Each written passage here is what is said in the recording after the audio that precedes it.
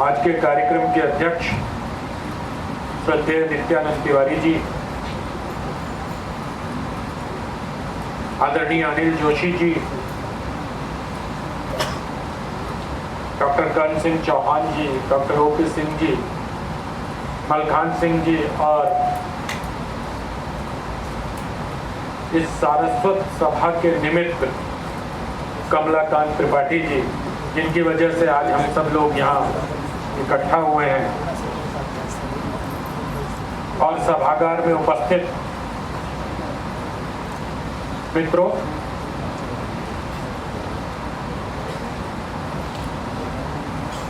मुझे ठीक से याद नहीं है, लेकिन 90 के दशक के शुरुआती वर्षों में कमलाकांत त्रिपाठी जी की एक साउंड ठीक करवा दो भाई, गूंज रहा है। कमलाकांत त्रिपाठी जी की एक किसी कृति का विमोचन नामवर जी के हाथों यहीं एक होटल में हुआ था। जी मुझे ठीक से याद नहीं है, इसलिए मैंने नाम नहीं लिया। और नामवर सिंह ने बहुत प्रशंसा की थी। जब मैं दिल्ली आया था तो मेरा वो पहला कार्यक्रम था, और जब मुझे इस कार्यक्रम के लिए आमंत्रण मिला तो मैं मना नहीं कर सका, क्योंकि मुझे लगा कि श्रोता के तौर पर जिसकी पुस्तक विमोचन के अवसर पर मैं उपस्थित था, उनकी पुस्तक पर बोलना मेरे लिए गौरव की बात है। तो सर, आपका बहुत आभार कि आपने इसलिए मुझे आमंत्रित किया। और दूसरी बार फिर आभार कि आपने स्वाधीनता के अमृत महोत्सव वर्ष में हिंदी साहित्य की जो एक कमी है कि हमारे उपन्यासकार और लेखक विभाजन पर जाने में जरा घबराते हैं।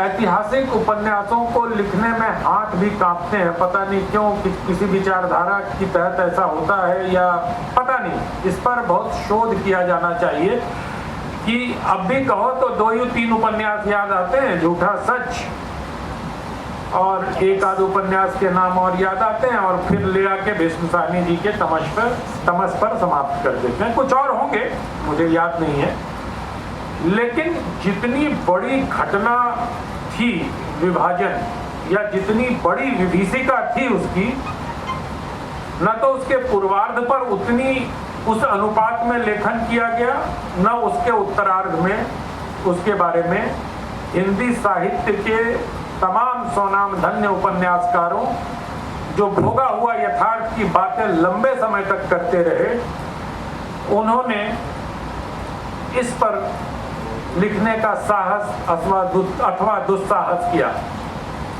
तो आज मैं इस सभा में ये प्रश्न छोड़ता हूं कि हिंदी साहित्य विभाजन, स्वाधीनता आंदोलन के कुछ नायकों को छोड़कर कुछ ऐसे गुमनाम नायकों के बारे में लिखने में क्यों कतराते रहे, इस पर बुद्धिजीवियों की इस सभा में विचार किया जाना चाहिए। बाद में भी इस पर मंथन और चिंतन किया जाना चाहिए। हिंदी साहित्य की एक परंपरा रही है, विमोचनों में खास तौर पर यह देखने को मिलता है कि जो वक्ता होते हैं वो ब्लर्ब पढ़कर जरूर आते हैं। तो मैंने इस परंपरा का निर्वाह करते हुए उपन्यास पढ़ने के पहले मैंने भी ब्लर्ब पढ़ना आरंभ किया। उसमें एक शब्द पर मैं अटक गया, आमतौर पर इस शब्द पर मैं अटक ही जाता हूं, प्रगतिशीलता। इसमें कहा गया है कि आंदोलन की मुख्य धारा के अंतर विरोधों, सत्ताकामी अभिप्रेतों और विचलनों के प्रतिरोध में खड़े प्रगतिशील, निस्वार्थ और अग्रदर्शी चरित्रों के धूमिल दस्तावेज के पुनर्रचना का एक निष्ठावान प्रयास। अब प्रगतिशील और निस्वार्थ, मैं रूढ़ अर्थ में प्रगतिशीलता की बात कर रहा हूं, वो असली अर्थ में नहीं। ये दोनों बड़े विरोधाभासी हैं कि प्रगतिशीलता निस्वार्थता के साथ आगे नहीं बढ़ती, उसमें कोई ना कोई स्वार्थ अवश्य जुड़ा रहता है। तो इस शब्द पर अटका, लेकिन बाद में ब्लर्ब में ही उसको ठीक कर दिया गया कि समेकित प्रगति की राह में कांटा बना हुआ है। तो मुझे लगता है कि ये जिन्होंने भी ब्लर्ब लिखा, ब्लर्ब लेखक का नाम नहीं है इसमें, तो मुझे लगता है कि इस उपन्यास को प्रगतिशीलता के खांचे में रखकर कमलाकांत त्रिपाठी जी के साथ अन्याय किया गया है। ये रूढ़ अर्थों में प्रगतिशीलता के तमाम चौखटे को तोड़ती है। अभी हमारे पूर्ववर्ती दो वक्ताओं ने नेहरू जी के संबंध में कहा कि 2.5 घंटे तक बोलते रहे। अभी तो 50 मिनट पर प्रगतिशील उकताने लगते हैं कि कितना बोलता है। अब उस स्थिति की कल्पना करिए जब आपका प्रधानमंत्री 2.5 घंटे बोलता था या आसन्न प्रधानमंत्री 2.5 घंटे बोलता था। और सही अर्थों में उस भाषण की विवेचना इस पुस्तक में उन्होंने की है। क्या कहें, एंटीमॉर्टम कहें, पोस्टमॉर्टम कहें, मुझे समझ नहीं आ रहा है, लेकिन जब आप लोग पढ़ेंगे तो स्वयं इसका निर्णय ले पाएंगे। और चूंकि कमलाकांत त्रिपाठी जी स्वाधीन भारत में जन्मे हुए लेखक हैं, इसलिए कई बार मुझे ये लगता है कि इनका जो लिखा हुआ है ये अनुभूत सत्य है। और ये प्रगतिशील लोग जो होते हैं ना, भोगा हुआ यथार्थ के चक्कर में पड़ते हैं, कमलाकांत जी उसके चक्कर में न पड़ के मैं जितना समझ पाया कि ये अनुभूत सत्य की तलाश में इस उपन्यास में लेखक दिखाई देता है।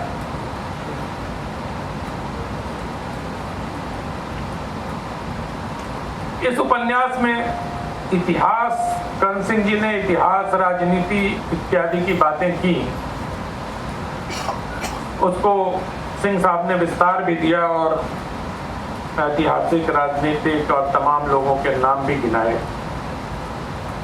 मुझे लगता है कि वो स्वाभाविक रूप से, अगर आप इतिहास की बात करेंगे तो स्वाभाविक रूप से उसमें समाज भी होगा, राजनीति भी होगी, संगीत भी होगा, गीत भी होंगे। और इस उपन्यास में तो औरंगजेब भी है।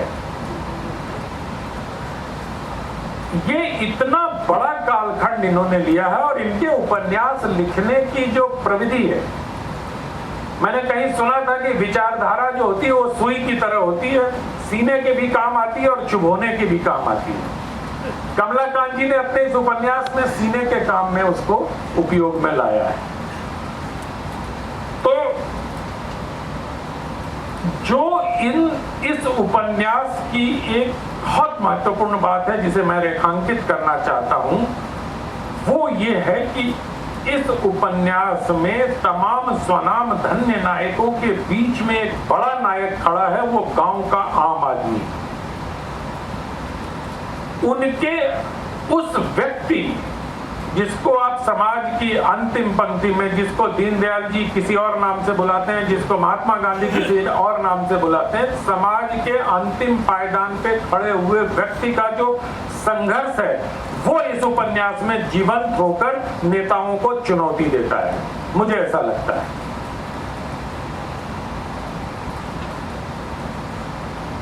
और भारत का जो स्वाधीनता संग्राम है वो पूरी दुनिया में इतने लंबे कालखंड तक चलने वाला कोई दूसरा स्वाधीनता संग्राम हमें दिखाई नहीं देता। इतिहास, विश्व इतिहास पर अगर आप नजर डालें तो विश्व इतिहास में भी इस तरह का संघर्ष, इस तरह की जो प्रतिबद्धता है, आप गुलामी का, परतंत्रता का, पराधीनता का सबसे बढ़िया परिभाषा दी गई है वो ये है कि समाज के स्वाभिमान को खत्म कर दीजिए।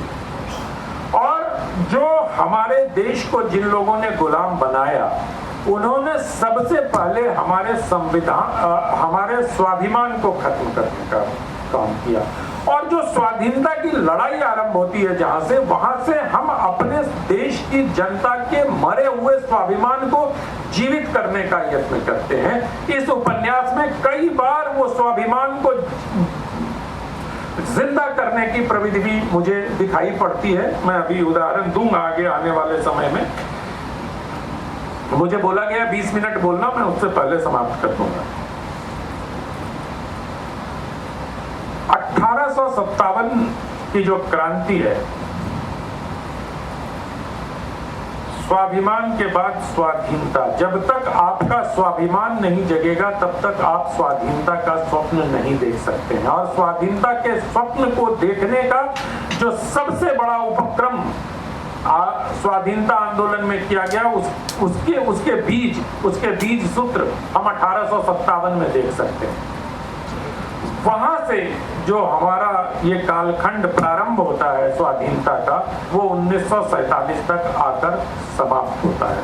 और इस बीच इस स्वाधीनता आंदोलन में जो आजादी का संघर्ष है उसके विविध आयाम मैं इस उपन्यास में इसके सैद्धांतिकी पर, इसके कथानक पर, इसके बाकी जो सारे हमारे आचार्य लोग बैठे हैं वो बात करेंगे। मैं एक पाठक की तरह देखता हूं इस उपन्यास को और एक पाठक की प्रतिक्रिया के तौर पर आपके सामने मैं अपनी कुछ बातें रख रहा हूं। इसलिए इसमें कोई सैद्धांतिकी आपको नहीं मिलेगी कि कथानक उलझा हुआ है, यथार्थ की जमीन तोड़ रहा है या नहीं तोड़ रहा है, सिद्धांत की निर्मित हो रही है या नहीं हो रही, ये सब कुछ नहीं। मैंने जो पढ़ा, जो मैंने महसूस किया, हर पन्ने पे मैंने उसको दर्ज किया और वो आपके साथ मैं साझा करना चाहता हूँ। कई सारे शब्दों ने भी मुझे इस उपन्यास में आकर्षित किया है। जैसे क्रांति नेता एक शब्द इन्होंने गढ़ा है कमलाकांत जी ने। ये शब्द क्रांतिकारी नेता तो बहुत सुने, लेकिन क्रांति नेता शब्द कम उपयोग में आता है और इन्होंने अपने इस उपन्यास में पृष्ठ संख्या 154, 323 आदि पर इस शब्दों का उपयोग किया है। तो क्रांति, ऐसे कई सारे शब्द इस उपन्यास में हमें दिखाई देते हैं जो कि हमें एक पाठक के तौर पर आकर्षित ही नहीं करते, इसको बांधते भी हैं और सोचने को मजबूर भी करते हैं। ये छोटे से 3 अक्षरों के शब्द में या 4 अक्षरों के शब्द में लेखक क्या दर्शन पाठकों के सामने देना चाहता है। ऐतिहासिक उपन्यास, राजनीतिक उपन्यास जरूर इसको कहा जा रहा है, लेकिन मेरा विनम्र अनुरोध है कि इसको एक लेखक के अनुभूत सत्य के साथ एकाकार करके अगर आप इसका पारायण करेंगे तो एक पाठक के तौर पर आप एक ऐसी अनुपम और अनूठी कृति का रसास्वादन कर पाएंगे जो आपको अपने पूर्वजों के संघर्ष काल में ले जाकर आनंदित कर देगा। इस उपन्यास में जब हम गांधी के बारे में, अंबेडकर के बारे में, एम.एन. रॉय के बारे में, सहजानंद सरस्वती के बारे में, इन सब चीजों को ठीक है, वो सब चीजें आती हैं, लेकिन ये सारे नाम, ये सारी सिद्धांतिकियां या लेखकों की इन स्थितियों पर की गई टिप्पणियां कहीं भी पाठकीयता में बाधा नहीं बनती। वो एक हमेशा लगता है कि अब आगे क्या होगा, आगे क्या होगा। डॉक्टर नामवर सिंह उपन्यास के बारे में कहा करते थे, भाई नामवर जी का नाम तो लेना पड़ेगा, उनका उपन्यास पे बात हो, कहानी पर बात हो तो उनका नाम तो अवश्य रूप से लेना चाहिए। और मुझे लगता है कि डॉक्टर सिंह कहा करते थे कि उपन्यास या कहानी आगे ले जाने वाली रचना होती है और अगर कोई कवि हो तो उनसे क्षमा सहित, पर क्षमा नामवर जी को मांगनी चाहिए थी, उनकी वजह मैं मांग रहा हूं कि कविता बार बार पीछे ले जाती है। जब आप कहते हैं एक पंक्ति पढ़ो तो कहते फिर से दोहराओ, फिर से दोहराओ। उर्दू में शायद इरशाद विरशाद टाइप कुछ चीज कहते हैं, मुझे नहीं मालूम, लेकिन कहानी में आप हमेशा आगे चलने की। तो इस उपन्यास में कमलाकांत त्रिपाठी जी ने उपन्यास के आगे क्या कि जो रोचकता और पठनीयता है उसका भी बहुत ध्यान रखा है। कथा जो है इसकी बहुत सुगठित और बहुत ही रोचक तरीके से चलती है। मैं इतिहास का विद्यार्थी हूँ, इतिहास के पुस्तकों की बोझिलता का मुझे एहसास भी है, अंदाज भी। मैंने डॉक्टर रामशरण शर्मा से लेकर रोमिला थापर से लेकर डी.डी. कौशाम्बी से लेकर डी.एन. झा तक के घोटा है यूपीएससी परीक्षाएं देते समय सबको, बड़े कुनैन की गोली की तरह लगती थी, अरे पढ़ना है इसको, एक एक पंक्ति याद करनी है। लेकिन इस उपन्यास में जो इतिहास है, काश ये उस समय लिख दिया गया होता तो हम लोग इसको बड़ी, मतलब इस छात्रों के बीच में भी बहुत लोकप्रिय होता। तो मैं विभाजन पर जो हिंदी साहित्य की दरिद्रता है, विभाजन लेखन पर जिसमें हिंदी साहित्य में जो कृपणता देखी जाती है, उसको इनका ये उपन्यास पूरा करता है। और आजादी के अमृत काल में इस उपन्यास पर चर्चा होना, किताब घर प्रकाशन को भी मैं साधुवाद देता हूं कि इस एक ऐसे उपन्यास का प्रकाशन उन्होंने किया जो पाठकों के बीच बहुत लोकप्रिय होगी। और मुझे ऐसी आशा है कि इस उपन्यास से इतिहास के गढ़े हुए नायकों के गढ़े हुए चरित्र और गढ़े हुए पात्र, जो उनका एक लार्जर देन लाइफ इमेज है, उसको न सिर्फ ये खंडित कर रहा है बल्कि उसको नए गढ़ने की दिशा में एक जमीन भी, एक मुकम्मल जमीन तैयार करके पाठकों को दे रहा है, ताकि वो इसको नमन करें, मनन करें। क्योंकि मन के आगे अगर न लगा दें तो नमन हो जाता है, और मन के आगे मतलब पूर्व और उत्तरार्ध में न लगा दें तो मनन हो जाता है। तो इस उपन्यास के लिए पाठकों को मैं मनन करने का अनुरोध करता हूं, और उपन्यास लेखन के लिए कमलाकांत त्रिपाठी जी को नमन करता हूं। बहुत बहुत धन्यवाद।